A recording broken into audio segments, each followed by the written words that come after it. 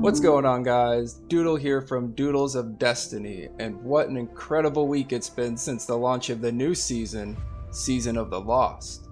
This week, Bungie has added some new legendary weapons with some new perks and has even resurrected some previous seasonal weapons and given them an update. Some of these weapons include the Vulpix, the Vulpecula, a Stasis archetype hand cannon, which is one of the first legendary weapons in the game that come equipped with a Stasis Weapons perk, and that perk is Headstone. Headstone allows you to drop stasis crystals at enemies' feet upon executing final blows, as you can see in the background gameplay. Another weapon Bungie has brought back this season is the hand cannon Annual Skate. Originally, you could obtain this weapon through random playlists and activities on Titan.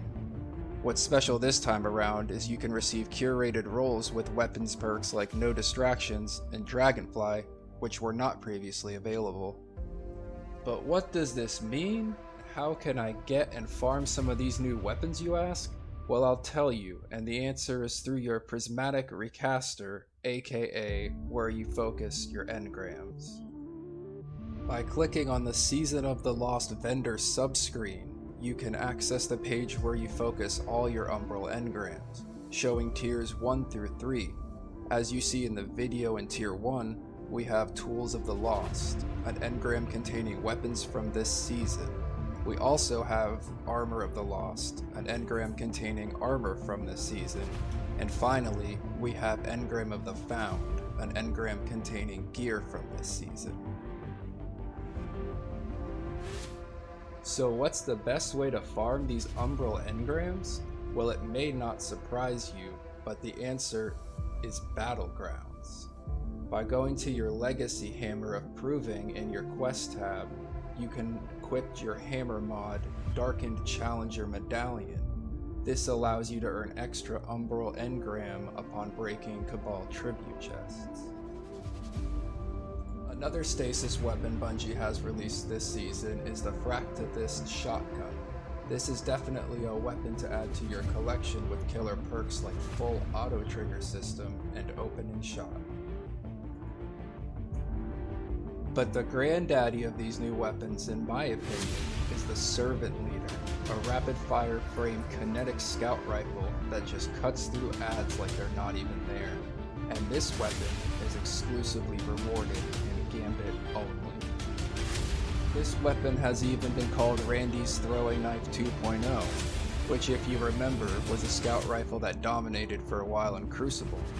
With random roles like Surplus, Unrelenting, or Rampage, I can see the scout rifle becoming a must-have.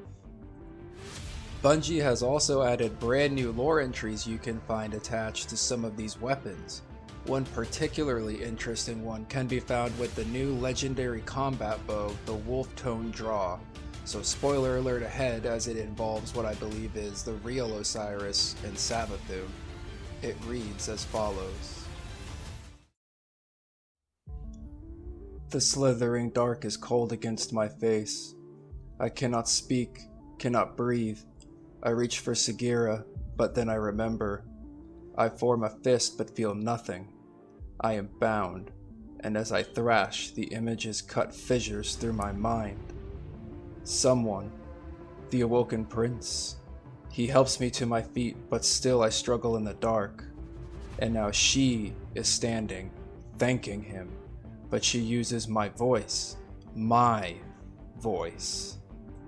She has stolen my form, my voice, but someone will see my failure and cast her out. They must. A glimmer of sunlight. How long has it been? Zavala looks at me, at her, considers her words, poison cloaked in wisdom. I cry out, he must know. Zavala, listen, listen. You know me. You know not to. The smell of night flowers. I am walking. She is walking through a moonlight garden, and there is Ikora speaking, laughing, nodding. Look, Ikora, look at me. Don't you see it? Pay attention. Pay attention. I taught you better than this. A woman, an exo, sits before me and sways, eyes vacant, but inside she is sinking as well. Now her voice, her true voice, humming, a gyre of sound, and an exo sways faster and faster. I hear his voice and push to the surface. Saint. No, no, no! I scream, but there is no sound. He looks into her eyes. He smiles. He reaches for me, but it is not me. Saint, that is not me. Please, please. I am weeping, but cannot weep. I am nothing. Only heat and hate. Only sickness and shame. Trust me, I hear my voice say, and I drown again. So it seems to me that Osiris, the real Osiris, has been present the entire time. Although he's not in control of his body, he seems to be mentally present for everything, including the personal conversation between Savathun and this female exo. If you have an idea of who you think this might be, please leave a comment down below. And if you like what you see here, please subscribe for more.